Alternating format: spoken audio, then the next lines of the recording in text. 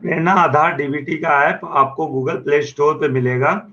सारे टीचर्स हमारे पहले से भी यूज कर रहे हैं, उन्होंने स्टूडेंट एनरोलमेंट का काम भी ऐप के माध्यम से किया था। तो गूगल प्ले स्टोर पे जाके प्रेरणा आधार डीबीटी नाम से सर्च करेंगे तो आपको वो ऐप मिलेगा, जिसमें आपको उसको इंस्टॉल करना है। इंस्टॉल करने के बाद उसको आपके स्क्रीन पे एक आइकन दिखेगा प्रेरणा डीबीटी करके, उसको आप ओपन करेंगे तो आपको यहाँ पे दिखेगा प्लीज सेलेक्ट योर डिस्ट्रिक्ट।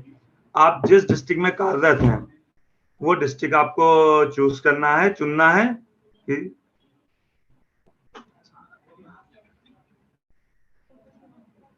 जैसे मैंने अभी सहारनपुर डिस्ट्रिक्ट चुना कि सहारनपुर में कार्यरत हैं।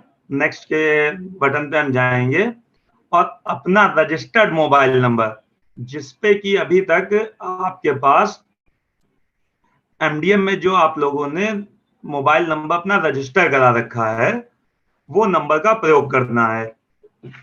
जिन अध्यापक का मोबाइल नंबर हो सकता है अभी रजिस्टर्ड ना हो तो वो अपने खंड शिक्षा अधिकारी से संपर्क करके उसको रजिस्टर भी करा सकते हैं। और हमने उसको पोर्टल पे भी, इस ऐप पे भी ऑप्शन दे दिया है कि अगर आपके यहाँ किसी एक अध्यापक का मोबाइल नंबर रजिस्टर्ड है तो बाकी अपने उसके यहाँ अगर 4 अध्यापक कार्यरत हैं तो उनका मोबाइल नंबर भी ऐप के माध्यम से रजिस्टर कर सकते हैं। अब आपको अपना रजिस्टर्ड मोबाइल नंबर एंटर करना है।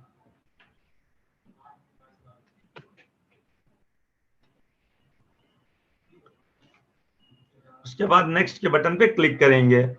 नेक्स्ट के बटन पे क्लिक करने के बाद एक 4 अंक का ओटीपी आएगा। ओटीपी 4 अंक का जो आएगा उसमें कई कंफ्यूजन हो जाते हैं कि जो 4 अंक का ओटीपी आया है क्या उसी को पिन बनाना है, जो एंटर पिन बनाना है। तो ऐसा नहीं है, वो ओटीपी ऑटो रीड करके आपकी फोन को वेरिफिकेशन के लिए होता है कि आपने जो नंबर यूज किया है वो आप ही के पास है, किसी अदर पर्सन ने आपके नंबर का प्रयोग नहीं कर रहा है कि उसका मिसयूज ना कर सके। तो इसके बाद एंटर पिन का जो ऑप्शन है वो आप अपनी इच्छा अनुसार बना सकते हैं। जैसे आपने अपनी ये गाड़ी का नंबर बना दिया जो आपको याद रहे, कोई और डिजिट बना दी, डेट ऑफ बर्थ बना दी जो आपको हमेशा याद रहे।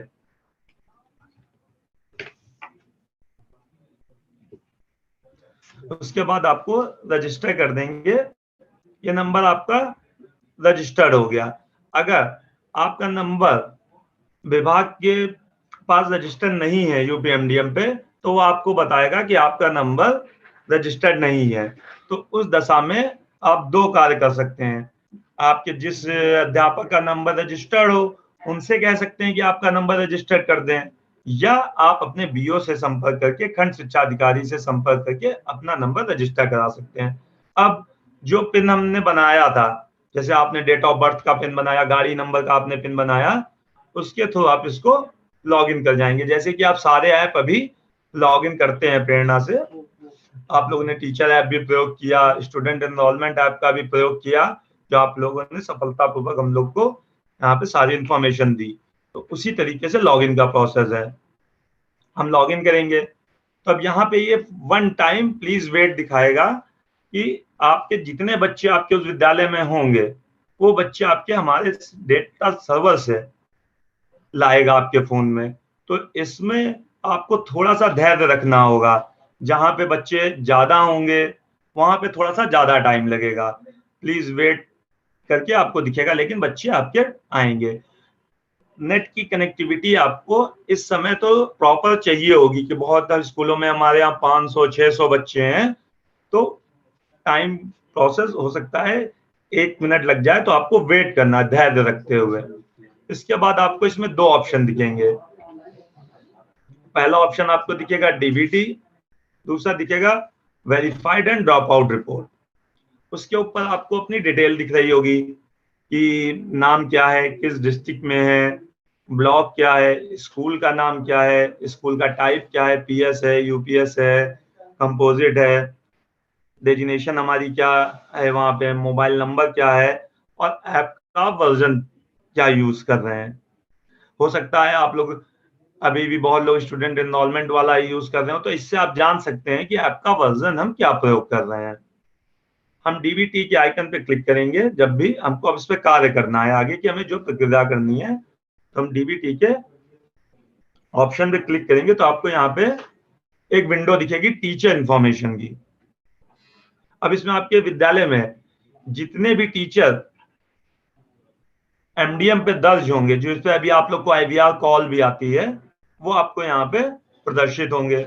आपको लगता है कि पिछले 1 साल से लॉकडाउन रहा, चीजें एमडीएम की नहीं चली, तो बहुत सी चीजें हो सकता है अपडेट ना हो। तो आपको लगता है कि जैसे कि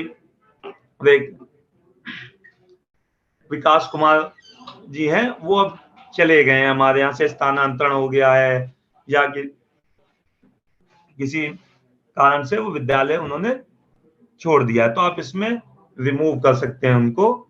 रिमूव करने के पहले अगर धोखे से आपसे पता चला किसी गलती से कारणवश उस पर टच हो गया, तो उससे पहले वो आपसे पूछेगा कि आप इसको हटाना चाहते हैं। आप अगर कहेंगे नहीं नहीं हटाना चाहते हैं, तो आपका वो उसी स्थिति में पुनः आपको वापस दिखेगा। लेकिन आप कहते हैं नहीं, इनको हटाना चाहते हैं, ये अब हमारे विद्यालय में नहीं है, जैसे ही हम इसको हाँ के बटन पे क्लिक करेंगे, बटन प्रेस करेंगे, दाबेंगे, तो ये हमारे सिस्टम में सूचना मिल जाएगी कि आप इनको अपने इस विद्यालय से हटाना चाहते हैं।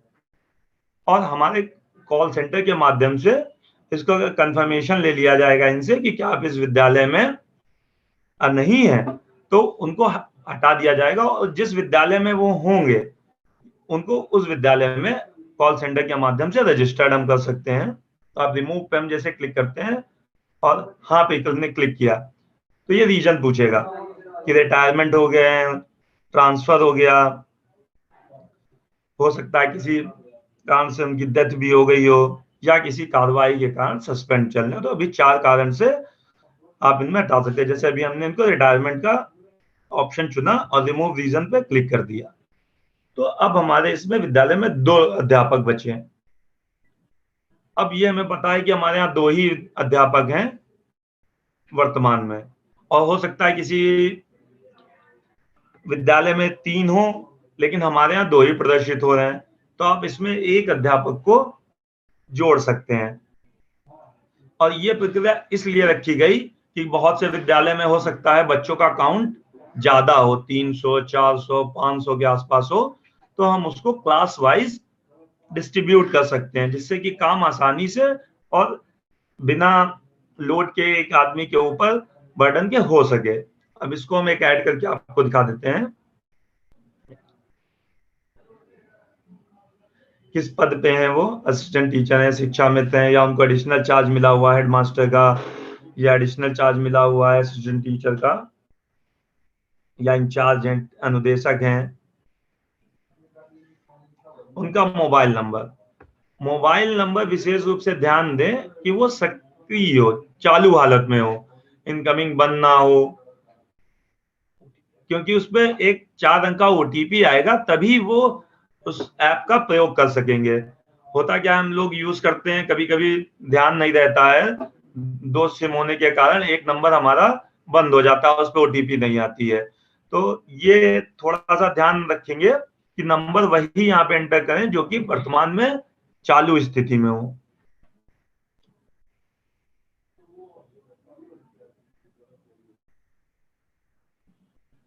टीचर एचआरएमएस कोड, क्योंकि हमारे सारे अध्यापक मानव संपदा पे आज की डेट में पंजीकरण है, रजिस्टर्ड है, सबने अपना अपना मानव संपदा पे रजिस्टर करा रखा है, तो उनका मानव संपदा की आईडी जो है, जिसको आईडी और कोड जो सेम है, आईडी और कोड, वो यहाँ पे एंटर करना है। एंटर करने के बाद इसको हम एक बार ध्यान पूर्वक देख लेंगे कि हमने ये इंफॉर्मेशन भरी है, ये हमारे विद्यालय में कार्यरत है।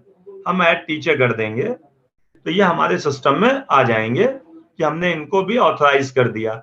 लेकिन अभी ये आपने ऑथराइज तो इनको कर दिया,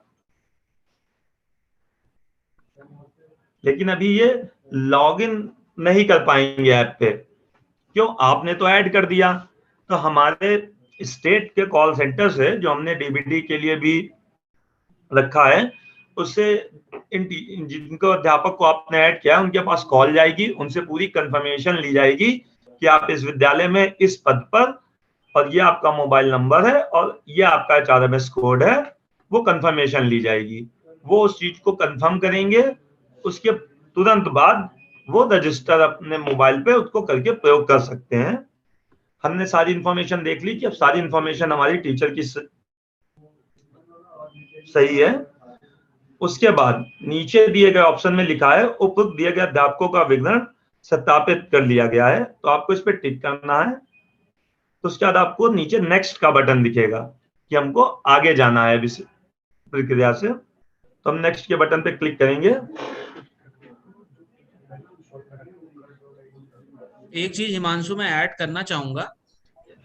जैसे हिमांशु ने बताया कि मान लीजिए जब आपने ऐप में इस लॉगिन किया, इस प्रक्रिया को, जैसे अभी मैंने आपको बताया कि हमारे यहाँ मानव MDM में जो कॉल जाती है, एक ना एक नंबर हमारे पास रजिस्टर्ड है, तो जिसका भी अध्यापक का नंबर रजिस्टर्ड है वो इस प्रक्रिया को पूर्णता कर लेगा और अपने साथियों को, अपने साथ के अध्यापक को, शिक्षा मित्र असिस्टेंट टीचर्स को इसमें जोड़ लेगा।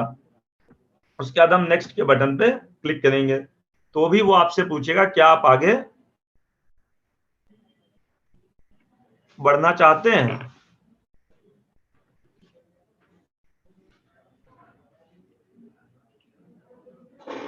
कर रहे हैं, बड़ा ध्यान पूर्वक हमको करना है, जिससे कि ऐसा ना हो हम किसी ऐसे पर्सन का नंबर जोड़ दे जो आपके स्कूल का मिसयूज कर ले। इसीलिए हम इसको कॉल सेंटर की प्रक्रिया पे रखा है कि हो सकता है आप अभी तुरंत ऐड करें और तुरंत उसका प्रयोग करने लगे, फिर ये हो कि नहीं हमने तो इनका ऐड कर दिया और ये लॉगिन नहीं कर पा रहे हैं हमारे साथी।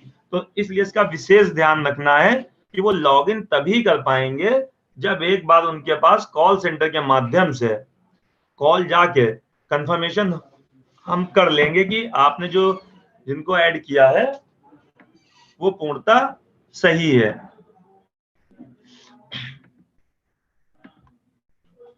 इस तरीके से आप करेंगे, नेक्स्ट के बटन पे हम करेंगे तो ये दिखाएगा कि क्या आप आगे बढ़ना चाहते हैं, क्योंकि मोबाइल फोन है, कभी आपसे हो सकता है गलती से टच हो जाए, तो हम एक कंफर्मेशन लेते हैं कि क्या आप अब आगे बढ़ना चाह रहे हैं इस प्रक्रिया से। जैसे ही आप हाँ के बटन पे क्लिक करेंगे तो आपको अपने विद्यालय के जितने बच्चे थे इस सत्र में प्रेरणा पोर्टल पे रजिस्टर्ड हैं, प्रेरणा पोर्टल पे जितने बच्चे रजिस्टर्ड हैं वो आपको यहाँ पे प्रदर्शित होंगे। और इसमें भी हो सकता है अपने प्रेरणा पोर्टल पे यहाँ पे 23 दिखा रहा है, हो सकता है अपने प्रेरणा पोर्टल पे 30 बच्चे रजिस्टर कर रखे हों, लेकिन आपको यहाँ पे 23 बच्चे ही दिख रहे होंगे।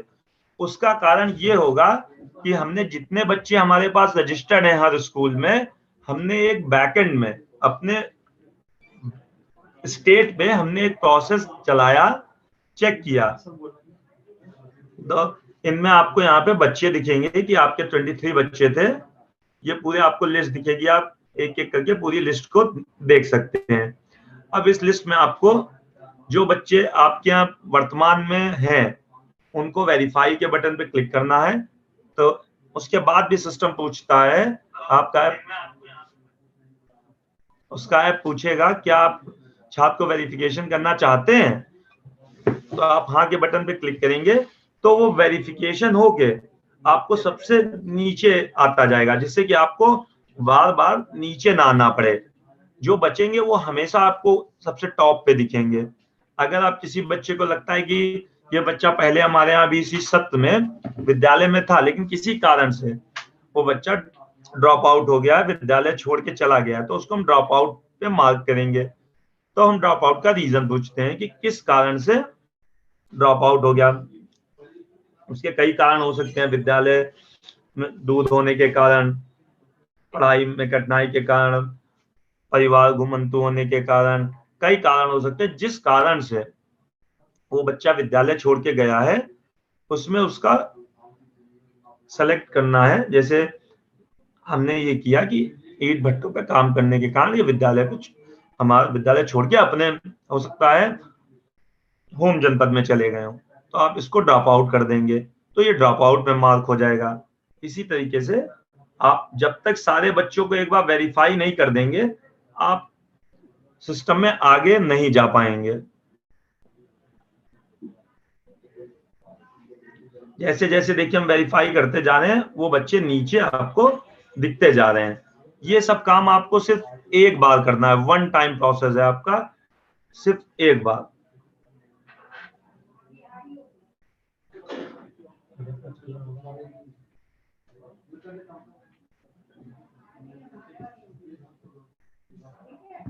इस तरीके से आपको सारे बच्चों को वेरिफिकेशन में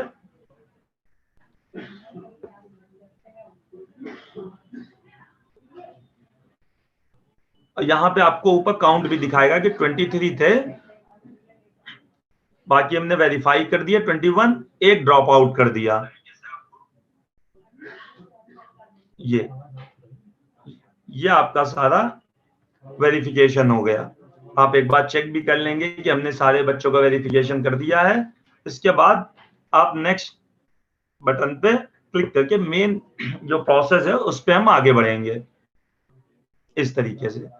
उसके बाद आपको ये एक स्क्रीन खुलेगी जिसमें विद्यालय की सारी इंफॉर्मेशन आपको दिखेगी, लेकिन इसमें आपको अपने विद्यालय का यूडाइस कोड बिल्कुल सही तरीके से भरना है, क्योंकि अभी जो पीछे हमने स्टूडेंट काउंट भरवाया तो उसमें कुछ विद्यालय का हमारे पास यूडाइस कोड गलत आया, लेकिन इसमें आपको अपने विद्यालय का ध्यान पूर्वक देखते हुए यूडाइस कोड भरना है।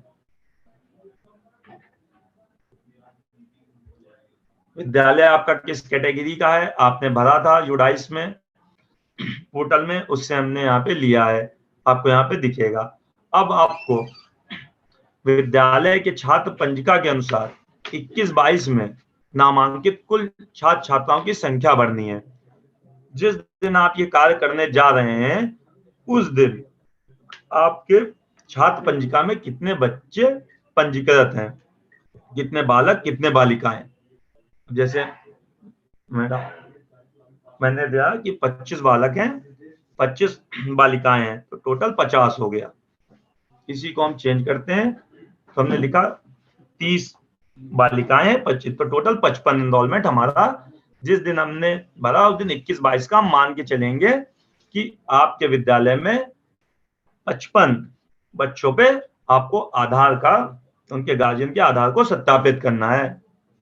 इसके बाद हम सेव के बटन पे क्लिक करेंगे तो उसके बाद ये जो हमने 3 प्रोसेस अभी पीछे किए, टीचर अलॉटमेंट, बच्चों का वेरिफिकेशन और एनरोलमेंट हमने दिया कि हमारे आज इस सत्र में जिस डेट में हम बैठे, आज की डेट में हम कार्य करने बैठे थे, कितने पंजीकृत हैं, वो सिर्फ आपको एक बार करना है, वो आपको बार बार नहीं करना है।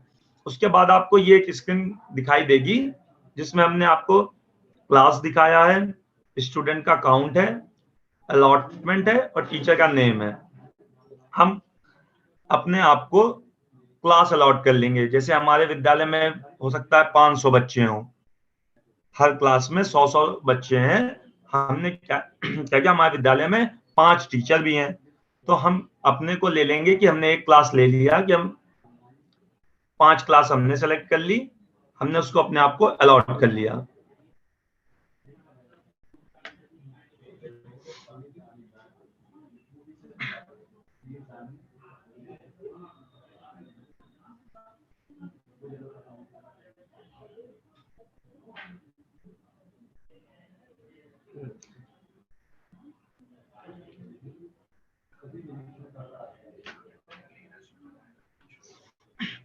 ये हम इसको अलॉट करेंगे और ये डेटा हमारे सिस्टम पे तुरंत रिफ्लेक्ट करेगा कि जिससे कि कोई आपका दूसरा अध्यापक ऐप को लॉगिन करेगा तो उनको उस क्लास का बच्चा प्रदर्शित ना हो। ये आपको क्लास 5th मैंने सेलेक्ट की थी जिसमें 4 बच्चे थे, इसमें रेखा जी को ये सेलेक्ट क्लास अलॉट हो गई। अब हमारे विद्यालय में कोई और अध्यापक इसी समय पे लॉगिन करेंगे तो उनको क्लास 5th को वो उस 5th पे कार्य नहीं कर सकते।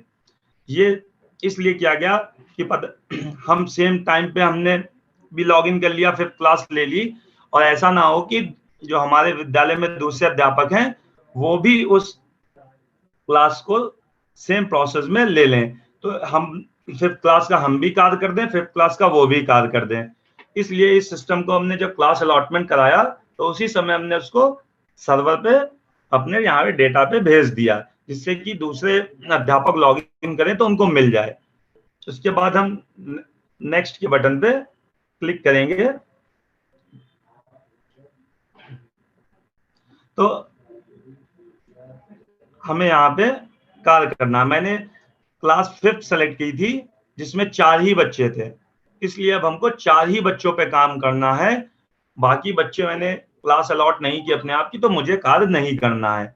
मैं एक से ज्यादा भी क्लास अपने आप को अलॉट कर सकता हूं। और उसके बाद ऊपर आप देखेंगे कि एक एडिट का ऑप्शन है कि आपने 2 दिन काम किया, 2 दिन बाद हो सकता है आपके यहाँ 2 बच्चे और एडमिशन हुआ हो, तो आप इस एडिट के बटन पे जाके उन 2 बच्चों का यहाँ पे कि बॉयज या गर्ल्स, उनका एनरोलमेंट यहाँ पे आप अपडेट कर सकते हैं कि हमने 2 बच्चों का और एनरोलमेंट कराया, जिससे कि हम ये जान सकेंगे आपको अब उन 2 बच्चों पे और कार्य करना है। इसके बाद आपको जो कार्य करना है वो कार्य करना है अभिभावक माता पिता का डेटा भरे और प्रमाणित करे पे। इस पे आप क्लिक करेंगे तो आपको 4 बच्चों की डिटेल दिखेगी, विवरण दिखेगा, जिसमें आपका एसआर नंबर दिखेगा, जिससे आप अपने रजिस्टर से पहचान सकते हैं कि दिव्या है, उनका एसआर नंबर यही है, क्लास 5th है, डेट ऑफ बर्थ ये है, जेंडर उनका ये है।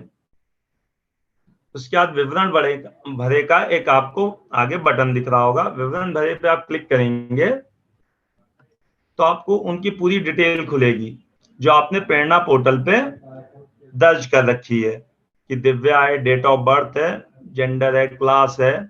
इसमें आपको उनका एड्रेस भरना है, जिससे कि विलेज और पोस्ट मिलाते हुए आपको एड्रेस इसमें फिल करना है, भरना है। उसके बाद अभी हम ये मान के चलते हैं कि जिस ब्लॉक में आपका विद्यालय है तो बच्चा भी उसी ब्लॉक का होगा, लेकिन अगर किसी कारणवश हो सकता है आपका विद्यालय इस ब्लॉक में पड़ता हो, बच्चा किसी और ब्लॉक का है, तो आप उसके एड्रेस में चेंज कर सकते हैं। आपको सारे ब्लॉक आप जिले के दिखेंगे। अगर आपको हो सकता है किसी कारणवश से जिला ही दूसरा हो उस बच्चे का, कि वो सहारनपुर में तो आप रह रहा है लेकिन हो सकता है किसी बगल जिले का हो, तो आप उसका जिला भी चेंज कर सकते हैं। आपको यहाँ पे सारे जिले भी दिखेंगे कि जो भी जितने जिले हैं हमारे उत्तर प्रदेश में, आपको सारे जिले भी यहाँ पे प्रदर्शित होंगे, तो आप उनका जिला भी चेंज कर सकते हैं।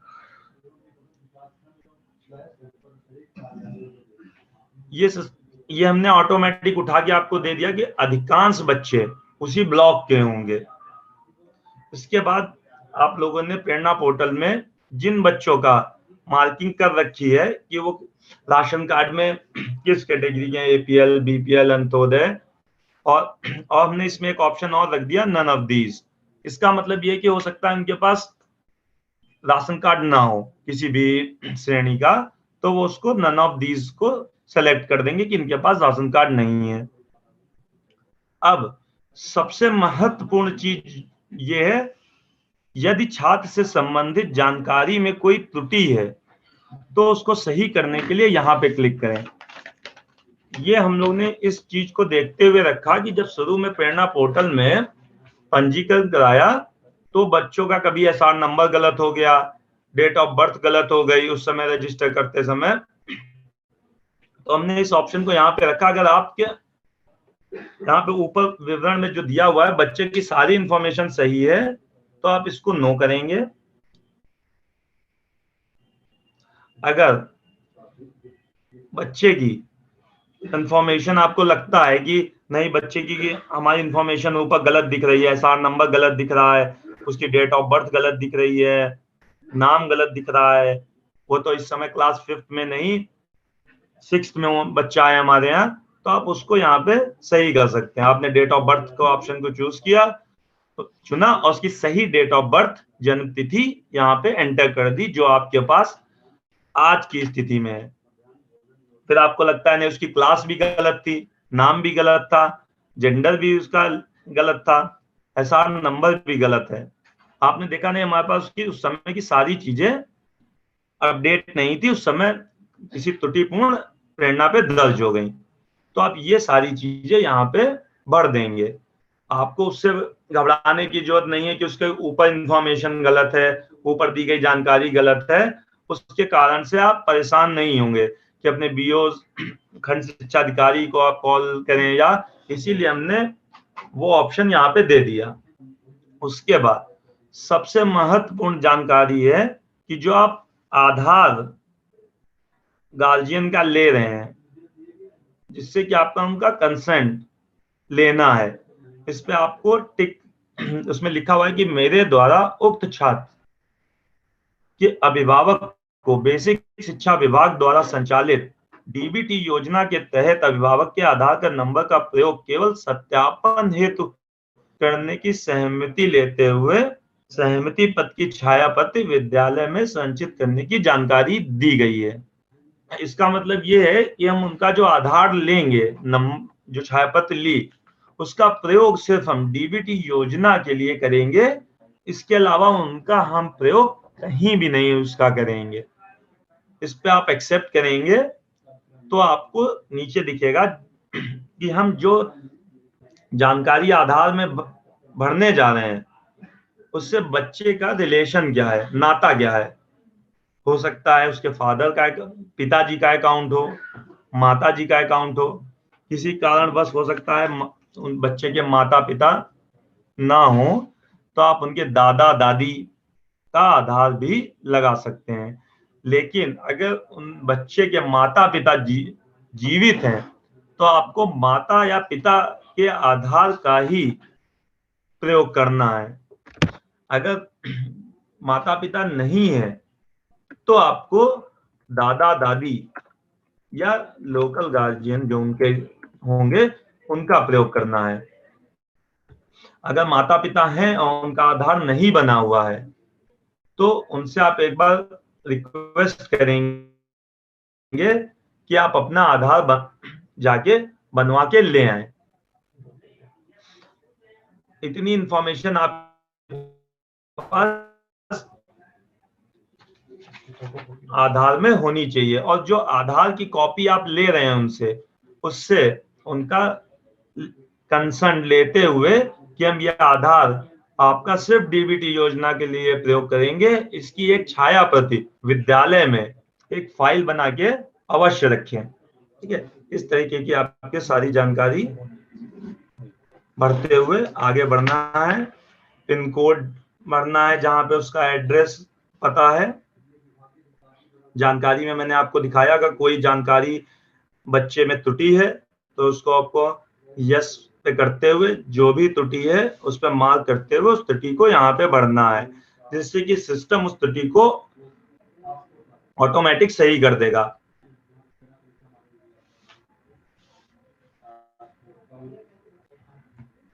अब अगर आपके पास जो आपने छाया प्रति ली है, अगर आपके पास ओरिजिनल आधार की कॉपी लेके कोई अभिभावक आया है तो उसको आपको मैनुअल एंट्री करने की जरूरत नहीं होगी, तो आप उसको स्कैन भी कर सकते हैं।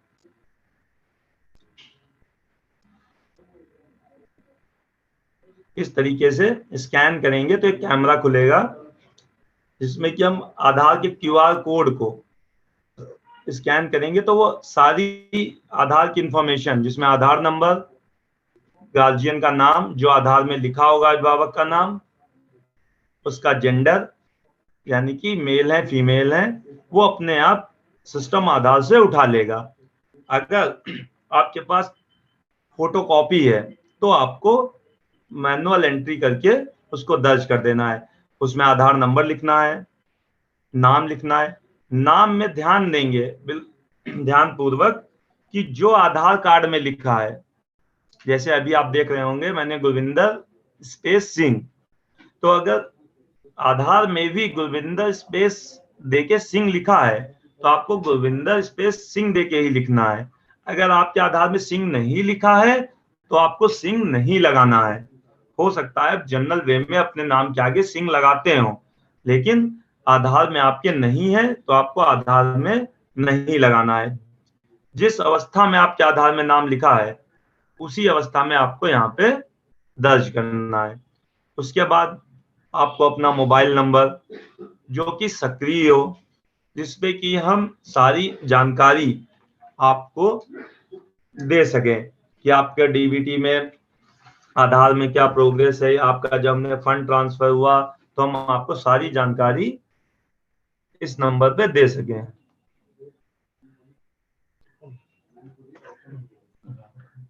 और अपने आपको जो नंबर दर्ज करना है वो अभिभावक का ही नंबर दर्ज करें, क्योंकि पीछे ये होता है कि हमारे पास किसी पड़ोसी का नंबर दर्ज कर दिया है तो आप अपने उसकी जानकारी नहीं जान पाएंगे कि कोई भी अगर आपको विभाग के द्वारा जानकारी दी जाएगी कि आपका जो खाते में पैसा गया है वो सब आप नहीं जान पाएंगे। इसलिए सुनिश्चित कर लें कि नंबर वही दें जो चल रहा हो वर्तमान में।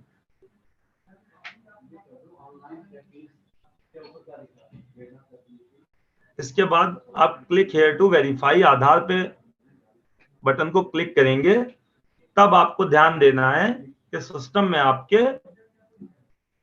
इंटरनेट की सुविधा होनी चाहिए इस समय।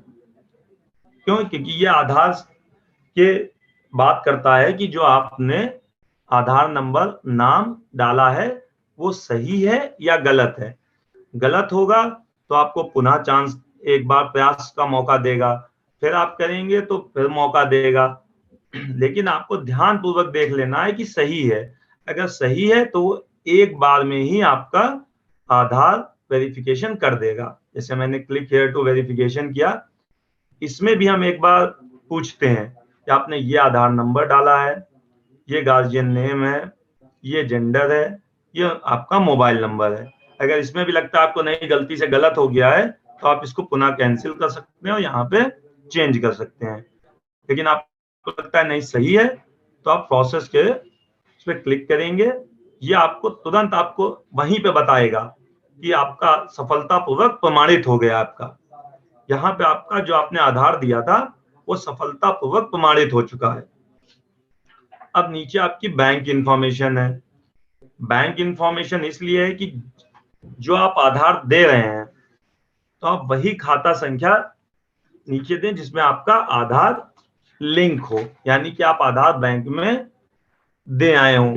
कि जब बीच में आपने बैंक गए, मैनेजर ने आपके या वहां पे जो भी कर्मचारी थे उन्होंने कहा कि आप अपना आधार यहाँ पे आके जमा कर दीजिए, तो आप उसी बैंक का खाता यहाँ पे दीजिए जिसमें उनका आधार लगा हो। ये एक बार सुनिश्चित कर लें।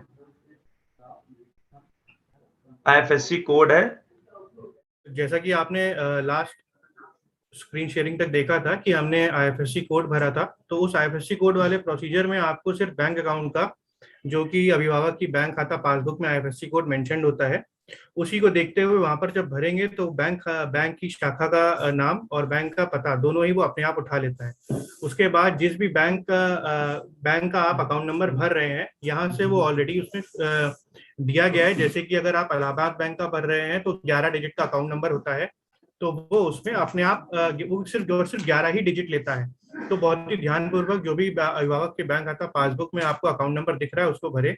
अकाउंट नंबर आपसे 2 बार पूछा जाता है, ध्यान रहे कि दोनों बार आप सही अकाउंट नंबर भरेंगे तभी वो मैच करेगा। उसके बाद आपको सेव एंड अपडेट का बटन जो होता है उसको दबा के उसको फॉर्म को सेव कर देना है। आप जब फॉर्म को सेव कर देंगे तो आप वापस से इसी स्क्रीन पे पहुंच जाएंगे जो कि अभी आपको दिखाई दे रही है। आपको ये ऊपर जो अभिभावक माता पिता का डेटा भरे और प्रमाणित करे का ऑप्शन दिख रहा है, इस पे आप जब चेक करेंगे तो देखिए जिस बच्चे का अभी हमने सारा विवरण भरा है, जिसके अभिभावक का हमने आधार कार्ड का सत्यापन किया था, उनके बैंक अकाउंट का अभी इंफॉर्मेशन ली थी, उसके आगे आप विवरण भरे की जगह प्रमाणित करे आ रहा है लिखकर। जब आप प्रमाणित करे पे क्लिक करेंगे तो आप प्रमाणित करे पे जब क्लिक करेंगे तो ये आप उसको फाइनली बीओ के लेवल पे आप उसको भेज रहे हैं। जैसे मैं यहाँ पर प्रमाणित करे पे क्लिक करूंगा तो देखिए जो इंफॉर्मेशन आ रही थी उस छात्र की वो यहाँ दिखने लगेगी। आपको प्रोसीड के बटन पे क्लिक करना होगा।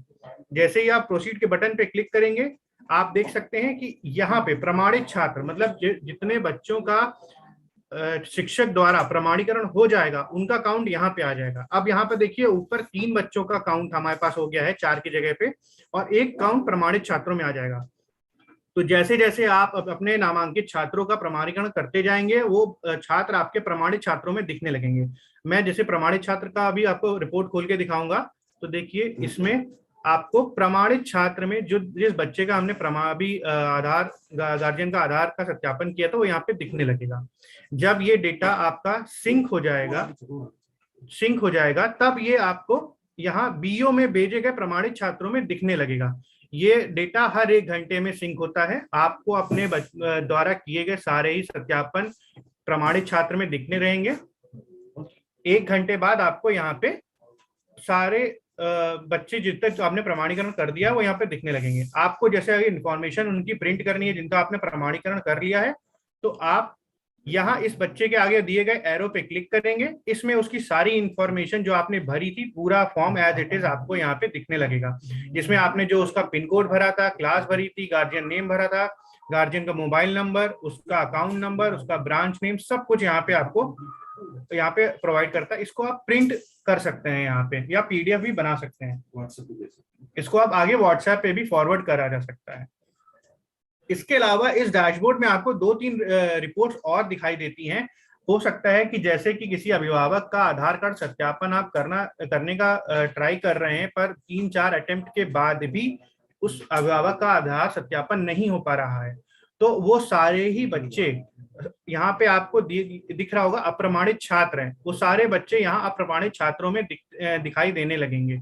इनका आपको ऑप्शन बाद में दिया जाएगा जिसको आप इनमें पुनः आप इनका सत्यापन कर सकते हैं। इसके बाद आप नीचे की तरफ देखेंगे तो सबसे पहले रिपोर्ट जो है बीओ को भेजे गए प्रमाणित छात्र, जितने भी छात्र शिक्षक द्वारा यहाँ पे प्रमाणित किए गए हैं वो सारे ही बीओ को फॉरवर्ड ऑटोमेटिकली हो जाएंगे। जैसे आपका डेटा सिंक होगा ऐप से ये बीओ में प्रदर्शित होने लगेंगे। हो सकता है किसी बच्चे का जब बीओ सत्यापन कर रहे हो तो हो सकता है उन्हें कोई त्रुटि लगे जिसकी वजह से वो उनका रिकॉर्ड वापस भी भेज सकते हैं। हो सकता है एक बच्चा जो आपके ब्लॉक में या आपके विद्यालय में नामांकित हो वो किसी और विद्यालय में भी नामांकित हो सकता है। तो अगर बीओ को ऐसा लगता है कि वो छात्र 2 जगह इस एक ही छात्र 2 जगह नामांकित है तो वो छात्र का रिकॉर्ड टीचर को वापस भी भेज सकते हैं। इसके बाद सबसे नीचे आपको पीएफएमएस द्वारा वापस भेजे गए कुछ छात्र जैसे कुछ रिकॉर्ड्स वापस भेजे जाएंगे। हो सकता है किसी अभिभावक का जो खाता है वो आधार से सीडेड नहीं होगा तो जब हम बीएसए द्वारा आपका बच्चे का जो खाता की संख्या है वो डाली जाएगी पीएफएमएस पोर्टल पे तो वो प्रदर्शित कर देता है कि ये खाता आधार से सीडेड है कि नहीं है। जितने भी खाते जो कि आधार से सीडेड नहीं होंगे वो आपको इस रिपोर्ट के अंदर दिखने लगेंगे। इस रिपोर्ट में आपको उन सभी अभिभावकों को बुला के ये कहना है कि आप अपने बैंक खाते को आधार से लिंक करवा दें और उसको वापस से लेकर आएंगे, तब आप उसका दोबारा से सत्यापन करेंगे। ये आखिरी में आपको ये इसमें देखिए इस तरह से 3 रिपोर्टें आपको यहाँ पे प्रदर्शित होंगी। इसमें आपके जिनके भी बैंक अकाउंट खाते सीडेड नहीं है उनका इंफॉर्मेशन यहाँ पे सबसे ऊपर अनसीडेड आधार बैंक खाता में आपको दिखाई देंगी। नीचे जितनों को सफल भुगतान हो जाएगा उनके रिपोर्ट यहाँ पे आएगी। हो सकता है कोई बैंक अकाउंट बहुत टाइम से यूज ना हुआ हो तो वो डॉर्मेंट हो जाता है जिस वजह से उसमें पैसा ट्रांसफर नहीं हो पाता है तो उनकी भी इंफॉर्मेशन आपको यहाँ विफल भुगतान में मिल जाएगी। सबसे लास्ट में आपको यहाँ पे सर्वर पे भेजे गए रिपोर्ट्स का इंफॉर्मेशन मिलती है। हो सकता है कभी कभी आप ऐसे नेटवर्क जोन में हो जहाँ पे इंटरनेट आपको नहीं मिल रहा हो, आपको इसके अंदर जाना है। यहाँ पे आपको 2 ऑप्शन दिखाई देते हैं, सर्वर पे नहीं भेजे गए रिपोर्ट्स और सर्वर पे भेजे गए रिपोर्ट्स। क्योंकि हमारी तरफ से अभी ये इंफॉर्मेशन सर्वर में भेज दी गई है इसलिए सर्वर पे भेजे गए रिपोर्ट्स में दिखाई दे रही है। हो सकता है कि आप जहाँ पे जिस विद्यालय में काम कर रहे हो वहाँ पे इंटरनेट की कनेक्टिविटी अच्छी ना हो तो वो आपको यहाँ पे सर्वर पे नहीं भेजे गए रिपोर्ट्स में दिखाई देता रहेगा। आप जैसे ही किसी नेटवर्क जोन में आते हैं आपको इंटरनेट मिलता है, आप यहाँ पे जाके उन सभी इंफॉर्मेशन के ऊपर सिंक करने का ऑप्शन दिया गया है, क्लिक हियर टू सिंक लिखा होता है वहां पे। तो आप जैसे ही उस पर क्लिक करेंगे तो वो डेटा ऑटोमेटिकली सर्वर पे चला जाता है। ये पूरी प्रक्रिया जो है आपको ये यहाँ तक आपको पूरा एक शिक्षक द्वारा की जानी है। जितने भी बच्चे आपको बीओ द्वारा वापस भेजे जाएंगे उनका पुनः प्रमाणीकरण अभिभावक का आधार सत्यापन करना होगा। जितने भी आपके अभिभावकों के रिकॉर्ड्स पीएफएमएस से लौट के आएंगे जिसमें आधार सीडिंग नहीं होगी, उतने अभिभावकों को आपको बुला के उनको ये इन्फॉर्मेशन देनी होगी कि आपका बैंक खाता आधार से लिंक्ड नहीं है, इसको जाके आपकी जो आपकी नजदीकी शाखा है उस बैंक की, वहां जाके इसको लिंक करवा लें और वापस आके आपको वो इन्फॉर्मेशन और अपना आधार और बैंक खाते की पासबुक देके उसका सत्यापन करवा लें। डीबीटी ऐप में फिलहाल इतना ही जरूरी है जो बहुत ही ध्यानपूर्वक किया जाना है।